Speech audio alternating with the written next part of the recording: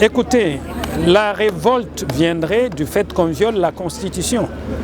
Le président de la République a scrupuleusement respecté les termes de l'article 85 de M.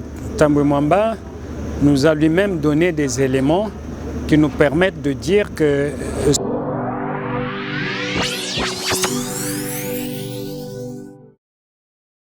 Voilà, je reçois pour vous Maître Jean-Claude Katende et il va nous parler bien sûr de ce congrès qui est convoqué par Alexis Tambwe Mwamba et sa collègue bien sûr de l'Assemblée nationale. Est-ce que ce congrès est dans le respect de la Constitution ou pas? Il va nous expliquer. Maître Jean-Claude, bonjour. Bonjour. Parlons un peu de ce congrès. Est-ce que ce congrès va respecter la Constitution? Est-ce que ce congrès ne va pas violer la Constitution du fait que c'est autour de la polémique de l'état d'urgence décrété par le chef de l'État? Je pense que M. Tambwe Mwamba nous a lui-même donné des éléments qui nous permettent de dire que ce congrès, conformément aux lois de la République démocratique du Congo, particulièrement à la Constitution, ne peut pas avoir lieu, surtout s'il est destiné à la prolongation de l'état d'urgence, comme lui-même l'a dit. Il faut que l'Assemblée nationale et le Sénat soient saisis par le président de la République qui solliciterait cette prolongation de l'état d'urgence. À ce jour, le président de la République n'a pas encore saisi le président de l'Assemblée, la présidente de l'Assemblée nationale et le président du Sénat. Donc c'est un débat qui n'a pas sa place. Un débat qui n'a pas sa place, vous estimez que le peuple congolais peut se prendre en charge autour de ce sujet? Ce que nous disons, c'est que si le président du Sénat et la présidente, sans être saisis par le président de la République, convoquent le Congrès pour examiner la possibilité de prolonger l'état de siège, le peuple congolais va faire son propre congrès autour du palais du peuple pour surveiller les sénateurs et les députés pour que la décision qu'ils vont prendre ne s'écarte pas, n'est-ce pas, de prescrit de la Constitution de notre pays. Ça risque de créer une révolte. Hein? Écoutez, la révolte viendrait du fait qu'on viole la Constitution. Je crois que ceux qui vont faire la révolte, ce sont ceux-là qui vont convoquer le congrès en violation de la Constitution. Et le peuple ne fera que faire respecter la Constitution de la République. Et il faut que les députés et les sénateurs le sachent.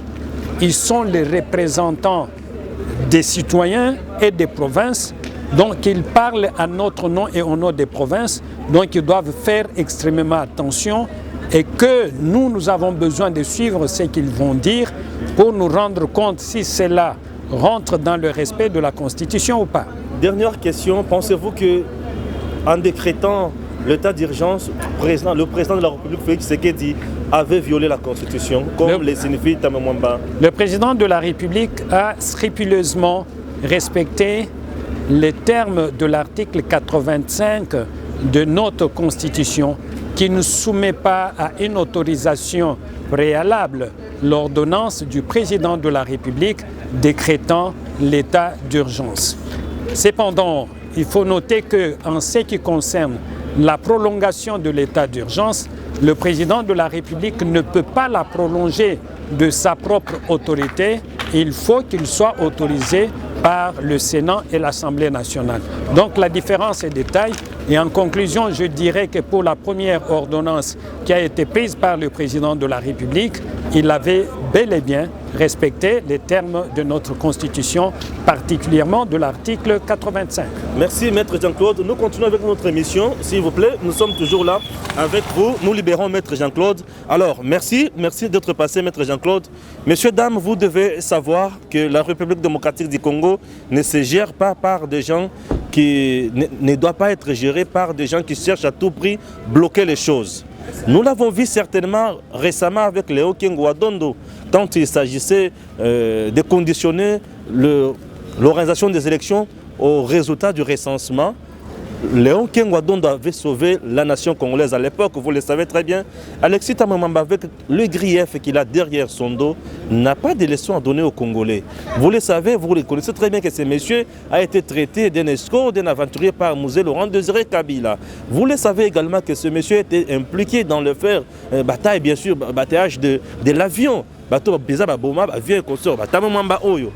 Alors, aujourd'hui, les gens qui pensent que Félix Tshisekedi est un homme faible, non, il se trompe. Le président de la République reste président de la République et le risque de surprendre désagréablement ses détracteurs. Donc, Tambo Mwamba Esengeli ayeba atiana mutunaye qui soki ameki ko beng sa congrès et vous avez la violation de la constitution et le peuple congolais lui-même s'en occupera. Et ensuite, le vice-premier ministre en charge de l'Intérieur, Gilbert Kankonde, vient d'interdire encore ou bien de rappeler que mesure Om Konzambo Kazouaki, il y a qu'interdire plus de 20 personnes dans le rassemblement et ça en vigueur. Va rappeler qu'il est en dehors, il y a Mibeko Yamboka. Pambate, il va subir la rigueur de la loi. À très bientôt.